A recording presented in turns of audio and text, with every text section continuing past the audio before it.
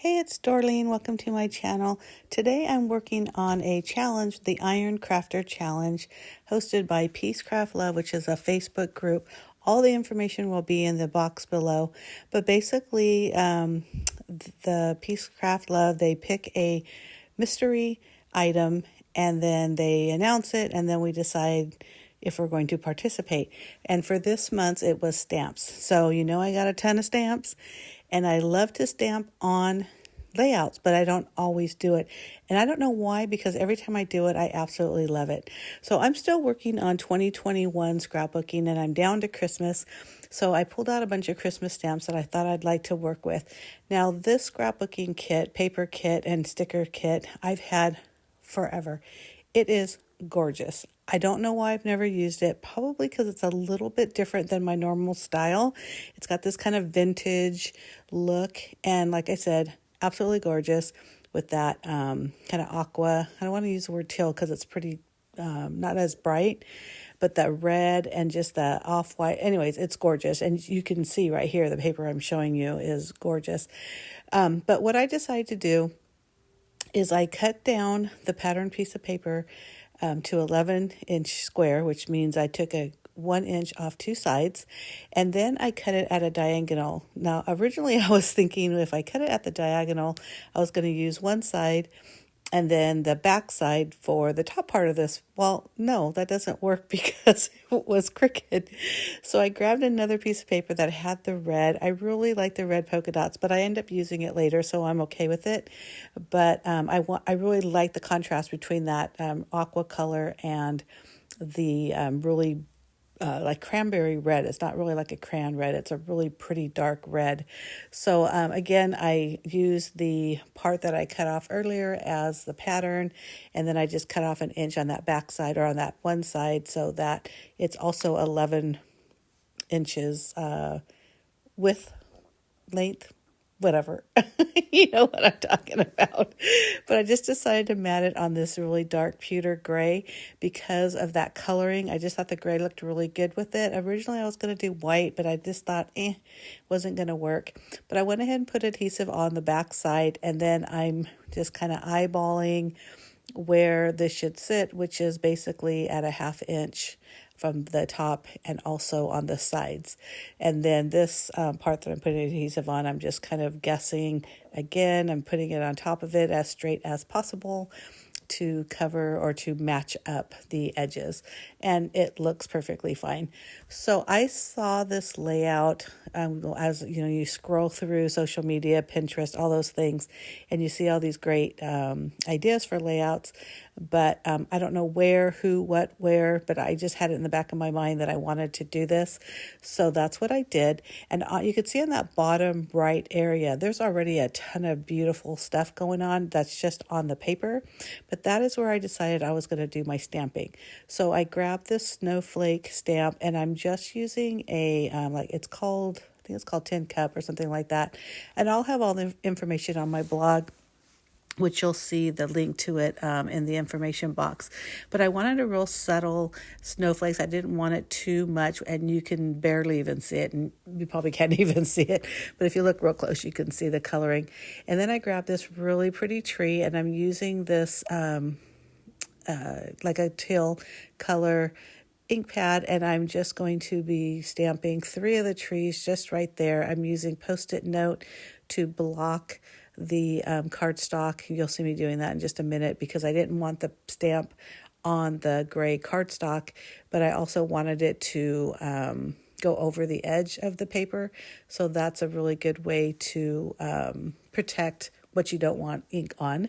So I did that with the trees, and then I'm grabbing another stamp which has Santa on his sleigh, and I'm going to do that in a really dark, solid black. Now, most of the stamping I'm doing the generational stamping, which is when you fully ink something, you press it down and you stamp, and then you stamp again without re-inking. So it gives you like a really dark impression, that first impression with the full ink, and then it gets lighter with each every time you stamp it. So, but with the slate, I just stuck to the one really dark impression. I didn't want that to have the generational stamping. And you can see here what I'm talking about. So I inked it with red, see, very dark, very full of color. And then I'm going to do it a second time right here. I did not put any more ink, and then a third time. And you see how it gets lighter with every time I stamp it? That is generational stamping, and it is so fun, and it looks so good on this layout. So again, I use like a teal color or an aqua color. And again, I'll have the exact names of the ink pads and everything on my blog. But I did the teal one, a red, and then a tan, and then also the black, which worked out perfect. And I just grabbed Merry Christmas sentiments, and they're all three different kind of fonts. I think two of them are from the same stamp set, and one is a different set. So it was fun to do that. Same wording, but just different fonts. I think I just really like that I stuck with the same wording on that. So this red piece right here is one of the strips when I cut the original, you could see the teal, oh my gosh, I'm drawing a blank, chevron paper. So that's the back. And I just cut off one of those inches when I cut that down to 11 by 11.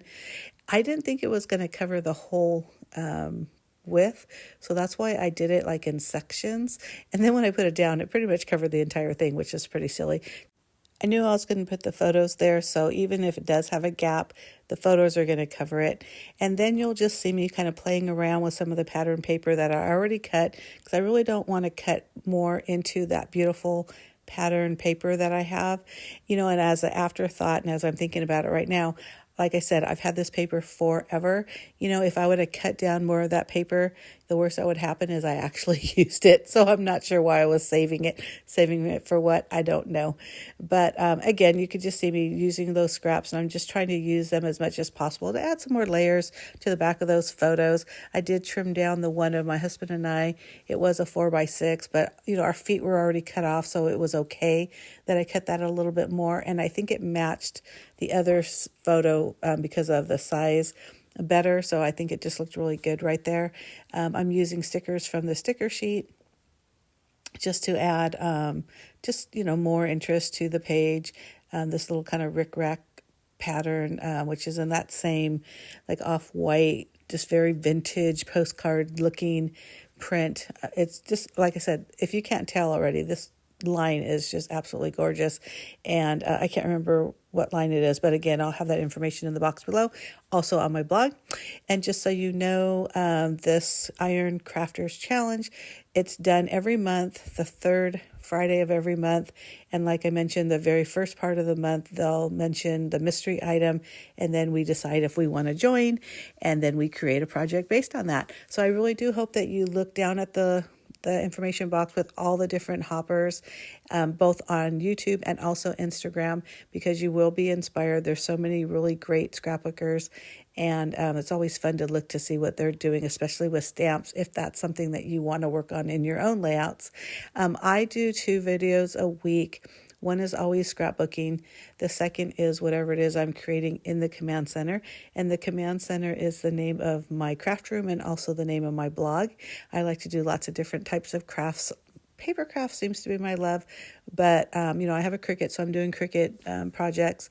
I do some mixed media stuff in a junk journal, a little bit of sewing. I've been really getting into charcuterie boards, which is a little bit different kind of art, but I'm just having a lot of fun with it. And I hope you decide to hit the subscribe button and become one of the subscribers on my channel, because I don't think you'll be disappointed.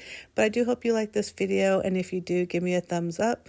Make sure you like it. Make sure you hit subscribe. And also, if you are interested, you can hit that notification bell, because like I mentioned, I do post at least 2 videos a week. I've challenged myself to do at least 1 short a week as well. So, I'm trying to always be active on my channel. But if you have any questions or comments, just please leave them below. I think you can tell what I've been doing. Again, I'm just kind of adding papers here and there, just really trying to build up the backside of what's holding the base of those photos. And other than that, I grabbed some stickers from the sticker sheet, And I don't even do journaling now that I'm looking at this, but it's pretty obvious. We're in front of the tree, my husband and I and our granddaughters. And I think I will put their ages on here somewhere, because that's always good to write down, because years later we may forget how old the girls were. I won't say how old I am or my husband is, but that doesn't matter. We're just old. But like I mentioned, I'm just adding some other embellishments from the sticker sheet. And I do add some silver sparkly enamel dots that I'll just put really kind of where these stars are going to just enhance the page. But other than that, it's actually really simple, just some basic stamping, but that cluster that's printed on the paper that there on that bottom, kind of to the right, it's really like the showcase of the page as far as the embellishments and stuff. But again, thank you so much for watching. Please make sure you take a look at all those other hoppers, leave comments, leave the thumbs up, because we all truly enjoy when people are watching and enjoying our videos. So that's it. Thank you so much for watching. Bye.